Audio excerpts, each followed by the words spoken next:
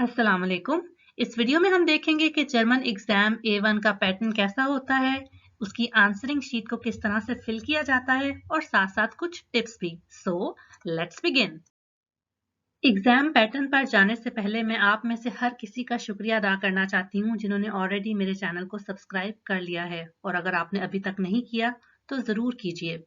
और अगर मेरी वीडियोस या ये चैनल आपको ज़रा सी भी हेल्प कर रहा है तो इसको अपने फ्रेंड्स के साथ ज़रूर शेयर करें, शायद उनकी भी थोड़ी सी मदद हो जाए। Thank you. किसी भी लैंग्वेज एग्जाम की तरह A1 का लैंग्वेज एग्जाम भी 4 मॉड्यूल्स में डिवाइडेड होता है। सबसे पहला hören जो कि 20 मिनट का होता है, उसके बाद lesen 25 मिनट का, schreiben यानी राइटिंग 20 मिनट का और sprechen 15 मिनट का।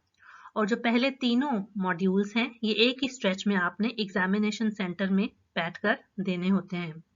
और जहां तक क्वेश्चन की बात है, ये आप उसी दिन भी दे सकते हैं या किसी और दिन भी, डिपेंड करता है कि आप कौन सी सिटी में एग्जाम दे रहे हैं। इन चारों मॉड्यूल्स के 15-15 पॉइंट्स होते हैं, लेकिन याद रखने की बात यह है कि हर पॉइंट 1.66 मार्क्स के इक्वल है, यानी जो आपके पास रिजल्ट कार्ड आएगा उसमें से आपको टोटल 100 मार्क्स दिए जाएंगे। तो इससे पता चलता है कि हर एक पॉइंट की वर्थ बहुत ज्यादा है। सॉरी, पिछली स्लाइड में क्रंकन वागन की आवाज भी रिकॉर्ड हो गई है, वो मेरे घर के बाहर से गुजर रही थी। बहरहाल जितने मार्क्स आपको चाहिए होते हैं पास होने के लिए वो है टोटल 60%। तो इससे पता चलता है कि हर पॉइंट गेन करना आपके लिए कितना जरूरी है। अंटवोर्ट कहते हैं आंसरिंग शीट को, और वो कुछ इस तरह की होती हैं। आप देख सकते होंगे hören, lesen, schreiben पोर्शंस में ये डिवाइडेड है, और लेटर लिखने के लिए आपको इस तरह की अंटवोर्ट दी जाती है। इनको हम डिटेल से आने वाली स्लाइड्स में देखेंगे। अब हम देख लेते हैं hören टाइल 1 को। इसमें आपको 6 शॉर्ट कन्वर्सेशंस सुनाई जाती हैं और हर कन्वर्सेशन को दो बार प्ले किया जाता है। इनकी टास्क में आपने मार्क करना होता है ऑप्शन आ, बे और से। उस कन्वर्सेशन की अकॉर्डिंगली जो कि करेक्ट ऑप्शन होगी वो आपने क्रॉस के साथ मार्क करनी होगी। टाइल 1 को समझने के लिए आपको कुछ जर्मन वर्ड्स आने जरूरी हैं। वो जर्मन वर्ड्स इन टॉपिक से रिलेटेड होते हैं और इनको आप वीडियो पॉज करके पढ़ सकते हैं। hören टाइल 2 में आपको 4 अनाउंसमेंट्स सुनाई जाती हैं, और ये announcements railway station, airport, bus stop या फिर मार्केट में हो सकती हैं। लेकिन मसला ये है कि ये जस्ट एक बार सुनाई जाएंगी, तो आपने बहुत अटेंटिवली ध्यान से इनको सुनना है और मार्क करने हैं ऑप्शंस रिश्टिश और फाल्श। इस पार्ट को इफेक्टिवली करने के लिए आपको बहुत ज्यादा प्रैक्टिस की जरूरत है। जब अनाउंसमेंट्स 1 बाय 1 प्ले हो रही होंगी तो आपने उनको बहुत ध्यान से सुनना है, और अगर आपका ध्यान इधर उधर हो गया तो याद रखिएगा मुश्किल हो जाएगी।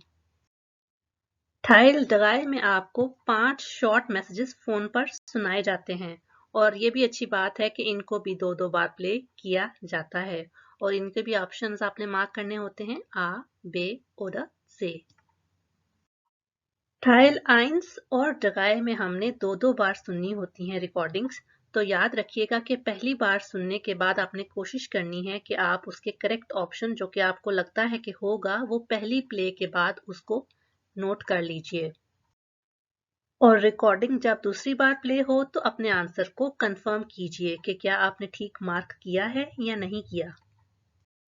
अंटवोर्ट बोगन को थोड़ा सा देख लेते हैं। सबसे पहले ऊपर लिखा हुआ है आपका फोआ और नाखनामे, जो कि आप लिखेंगे अपना नाखनामे फैमिली नेम यानी सेकंड नेम आप यहाँ पे लिखेंगे और कॉमा के बाद अपना फर्स्ट नेम लिखेंगे, और इंस्टीट्यूशन और ओट आपके एग्जामिनेशन सेंटर वाले आपको बता देंगे। यहाँ पर अपनी आपने गेबोर्ट्सडाटुम लिखनी है, यानी यहाँ डेट आएगी, यहाँ मंथ आएगा और यहाँ पर आपका ईयर ऑफ बर्थ। जहाँ तक इन दोनों की बात है तो ये भी आपको सेंटर वाले बता देंगे। और hören टाइल 1 ये देख सकते हैं आप ऑप्शंस, यहाँ पे 1 bis 6, 7 bis 10 और 11 bis 15। और आपने कोशिश करनी है कि यहाँ पे करेक्ट ही मार्क करें, और आप अपनी क्वेश्चनिंग बुकलेट में पेंसिल के साथ ऑलरेडी लिख सकते हैं। और जहाँ तक इस सेक्शन की बात है तो ये बहुत इंपॉर्टेंट है इस लिहाज से कि इसमें उन्होंने आपको तरीका बताया हुआ है कि किस तरह से करना है। तो मैंने आपको ऑलरेडी अपनी पिछली वीडियोस में बता दिया है कि आपने एक क्रॉस के साथ मार्क करना होता है करेक्ट आंसर। आपने इन तरीकों के साथ उसको मार्क नहीं करना होता। बाय चांस अगर आपने कोई आंसर गलत मार्क कर दिया है तो उस पूरे डिब्बे को आपने फिल कर देना है जैसे कि यहाँ पे लिखा हुआ है, और साथ में जो करेक्ट ऑप्शन होगी उसको आपने मार्क कर देना है। लेसन टाइल 1 में आपने रीडिंग करनी होती है ईमेल्स या लेटर्स की, और उनसे रिलेटेड आपको 5 स्टेटमेंट्स दी जाती हैं जिनको आपने मार्क करना होता है रिश्टिश ओरा फाल्श according to the content of the letter और ईमेल। टाइल्स वाई में आपने रीडिंग करनी होती है एडवर्टीजमेंट्स की जो कि इंटरनेट या न्यूज़पेपर से लिए गए होते हैं, और उनसे रिलेटेड आपको 10 टोटल एड्स में से 5 टास्क दी जाती हैं और उनको आपने मार्क करना होता है करेक्ट आंसर आ और बे के साथ। और तीसरे पार्ट में आपने कुछ इंफॉर्मेशन साइंस पढ़ने होते हैं और उनके अकॉर्डिंगली 5 स्टेटमेंट्स को रिश्टिश और फाल्श मार्क करना होता है। लेजन और श्वाइबन इनकी बुकलेट आपको इकट्ठी दी जाती है और उसके ऊपर लिखा होता है कि आपके पास 45 मिनट्स टाइम है, तो अगर आप लेजन जल्दी कंप्लीट कर लें तो श्वाइबन पे जा सकते हैं। अपना फाइनल जर्मन एग्जाम A1 देने से पहले मैं सजेस्ट करूंगी कि आप at least 12 to 15 model paper solve करें, और वो उसी टाइम फ्रेम में करें जितना के टाइम रियल एग्जाम में दिया जाता है। ऑल्दो आपके एग्जामिनेशन हॉल में क्लॉक्स लगे होंगे, लेकिन आप अपनी वॉच अपने साथ लेकर जाइए और टाइम को ध्यान में रखिए। और जहां तक बात ह्योगन की है तो पूरी ऑडियो प्ले करने के बाद आखिर में वो आपको 5 मिनट देते हैं अपनी आंसरिंग शीट पर आंसर्स ट्रांसफर करने के लिए, लेकिन लेजन और श्वाइबन इन दोनों का जो 45 मिनट का टाइम है उसके अंदर अंदर आपने आंसरिंग शीट को भी फिल करके देना होता है, आपको कोई एक्स्ट्रा टाइम नहीं मिलता। इस स्लाइड में मैंने लेजन का अंटवॉर्टबोगन का सेक्शन जूम इन किया है और आप देख सकते हैं कि इसको भी आप उसी पैटर्न पर फिल इन करेंगे जैसे कि आपने ह्योगन को किया था। राइबन टाइल 1 मेरे ख्याल से सबसे ज्यादा इजी पोर्शन है इस एग्जाम का, क्योंकि उसमें आपने एक फॉर्मूला फिल करना होता है, फिल इन द ब्लैंक्स होती हैं आपके पास 5, और उनमें जो आपने मिसिंग इंफॉर्मेशन लगानी होती है वो आपको ऑलरेडी डिटेल में दी गई होती है। और अंटवॉर्टबोगन में आप आंसर्स यहाँ लिख देंगे। काइंडली सीक्वेंस का ध्यान रखिएगा, 1 का आंसर 1 में एंड सो ऑन। राइटिंग के सेकंड पार्ट में हमने एक लेटर लिखना होता है जिसके टोटल 10 पॉइंट्स होते हैं और 3 पॉइंट्स आपको दिए होते हैं जिन पे आपने सेंटेंसेस बनाने होते हैं, और इन 3 पॉइंट्स पे आपने एटलीस्ट 30 वर्ड्स का एक लेटर लिखना होता है। और मत भूलिएगा सैल्यूटेशन को और ग्रीटिंग को। सैल्यूटेशन यानी वो जो डियर ब्ला ब्ला नहीं होता, या फिर to who it may concern जिसमें जर्मन लैंग्वेज में कहते हैं sehr geehrte Damen und Herren, और ग्रीटिंग यानी mit freundlichen Grüßen या liebe Grüße, इनको मत भूलिएगा। और ये इस 30 वर्ड में इंक्लूडेड नहीं है। 30 वर्ड्स जो हैं आपके वो लेटर की बॉडी के होंगे। अगर आपके पास टाइम है तो आप रफ वर्जन लिख के अंटवॉर्टबोगन पे उस लेटर का नीट वर्जन लिख सकते हैं, लेकिन अगर आपके पास टाइम नहीं है तो अंटवॉर्टबोगन पे आप एक ही बार लेटर लिख सकते हैं। और इस बात का ध्यान रखिएगा कि कैपिटलाइजेशन हो, आपकी पंक्चुएशन ठीक हो और आपका लेटर क्लियर और देखने में अच्छा लगे।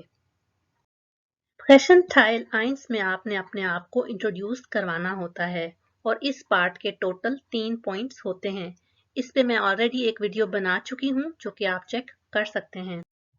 टाइल्स वाई में आपने क्वेश्चंस फॉर्मुलेट करने होते हैं और उनके आंसर्स देने होते हैं, और इसके टोटल 6 पॉइंट्स होते हैं। आपकी मजीद हेल्प के लिए इस टॉपिक पर भी मैं वीडियो बना चुकी हूँ जिसका लिंक मैं दे दूंगी। तो इस पेपर का लास्ट पार्ट यानी क्वेश्चन टाइल दगाए, उसमें आपने रिक्वेस्ट फॉर्म करनी होती हैं और उनके ऊपर रिएक्ट करना होता है, और इसके भी टोटल 6 पॉइंट्स होते हैं। इसमें आपको कुछ क्यू कार्ड्स दिए जाते हैं जिन पर डिफरेंट चीज़ों की पिक्चर्स होती हैं और उन पे आपने रिक्वेस्ट बनानी होती हैं। So hope this entire paper pattern and tips were helpful for you and I wish you all the best in your exam. मेरी वीडियो देखने का बहुत शुक्रिया। अगर मेरी एफर्ट आपको पसंद आई है तो काइंडली अपने दोस्तों के साथ शेयर करें और मेरे चैनल को सब्सक्राइब करें। अंटिल नेक्स्ट टाइम, अल्लाह हाफिज।